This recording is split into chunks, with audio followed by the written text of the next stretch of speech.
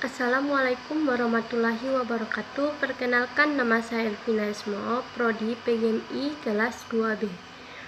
Baik, saya di sini akan menjelaskan materi tentang pembelajaran problematika pendidikan di Indonesia dan solusi penanganannya.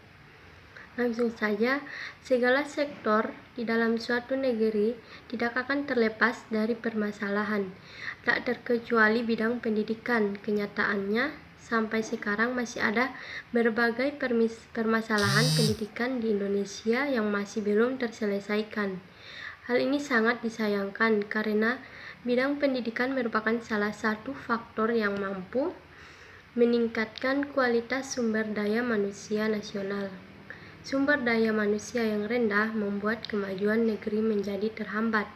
Pasalnya, mau sebanyak apapun sumber daya alam yang dimiliki Indonesia, tidak akan berpengaruh pada pertumbuhan bangsa apabila tidak dikelola oleh orang-orang yang tepat. Tanpa adanya pendidikan yang berkualitas, cita-citanya menjadi negara yang maju hanyalah sebuah angan-angan. Langsung saja, permasalahan pertama itu kurangnya ketersediaan dana pendidikan. Ketika membahas seputar dana, bukan hanya biaya pendidikan di lembaga formal maupun informal, biaya untuk membayar properti dan fasilitas seperti buku, alat tulis, seragam, dan transportasi juga termasuk ke dalamnya. Tak hanya itu, bagi kalangan yang mengalami kesulitan ekonomi, mereka lebih memilih bekerja untuk memenuhi biaya hidup yang semakin tinggi ketimbang meneruskan pendidikan. Sebenarnya pemerintah telah menyusun rencana pendidikan gratis dan program wajib belajar 12 tahun untuk mengatasinya. Namun, permasalahan pendidikan di Indonesia terkait dana ternyata tidak bisa diselesaikan semudah itu. Hal ini disebabkan karena penyebaran alokasi dana program pendidikan yang tidak tersebar secara merata. Belum lagi menurut HSBC Global Report 2017, Indonesia merupakan salah satu negara dengan biaya pendidikan termahal di dunia. Masalah kedua, minimnya bahan belajar mengajar. Permasalahan pendidikan di Indonesia yang berikutnya adalah kurangnya bahan belajar mengajar. Demi meningkatkan kualitas belajar, murid sudah sepatutnya memperoleh buku pelajaran atau lembar latihan soal. Tidak adanya perpustakaan atau bahan ajar gratis juga dapat menghambat proses pembelajaran.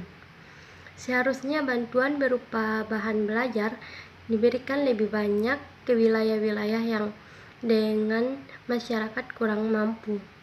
Bukan itu saja, guru juga memerlukan bahan ajar dengan materi yang berkualitas dan sesuai kurikulum terbaru sedang berlaku.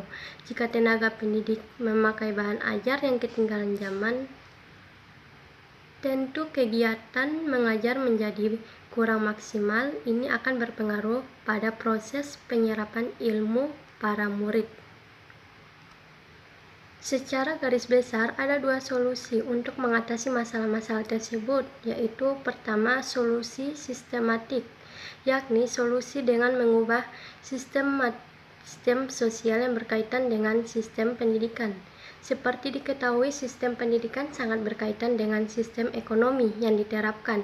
Sistem pendidikan di Indonesia sekarang ini diterapkan dalam konteks sistem ekonomi kapitalisme atau mazhab neoliberalisme yang berprinsip antara lain meminimalkan peran dan tanggung jawab negara dalam urusan publik, termasuk pendanaan pendidikan. Kedua, solusi teknis, yakni solusi yang menyangkut hal-hal teknis yang berkaitan dengan pendidikan. Ini misalnya untuk menyelesaikan masalah kualitas guru dan presentasi siswa. Solusi untuk masalah-masalah teknis dikembalikan kepada upaya-upaya praktis untuk meningkatkan kualitas sistem pendidikan.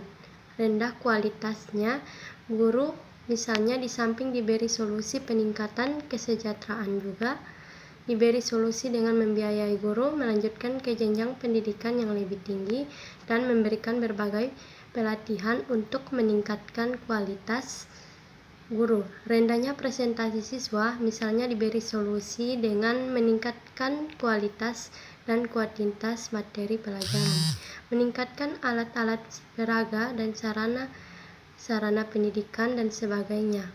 Maka dengan adanya solusi-solusi tersebut diharapkan pendidikan di Indonesia dapat dibangkit dari terpurukannya sehingga dapat menciptakan generasi-generasi baru yang ber-SDM tinggi, berkepribadian Pancasila dan bermartabat. Banyak sekali faktor yang menjadikan rendahnya kualitas pendidikan di Indonesia. Faktor-faktor yang bersifat teknis diantaranya adalah rendahnya kualitas guru, rendahnya sarana fisik, mahalnya biaya pendidikan, rendahnya prestasi siswa, rendahnya kesejahteraan guru, rendahnya relevansi pendidikan dengan kebutuhan, kekurangannya pemerataan kesempatan pendidikan. Namun, sebenarnya yang menjadi masalah mendasar dari pendidikan di Indonesia adalah sistem pendidikan di Indonesia itu sendiri. Itu menjadikan siswa sebagai objek, sehingga manusia yang dihasilkan dari sistem ini adalah manusia hanya siap untuk memenuhi kebutuhan zaman dan bukannya bersikap kritis terhadap zamannya. Maka disinilah dibutuhkan kerjasama antara pemerintah dan masyarakat untuk mengatasi segala permasalahan pendidikan di Indonesia.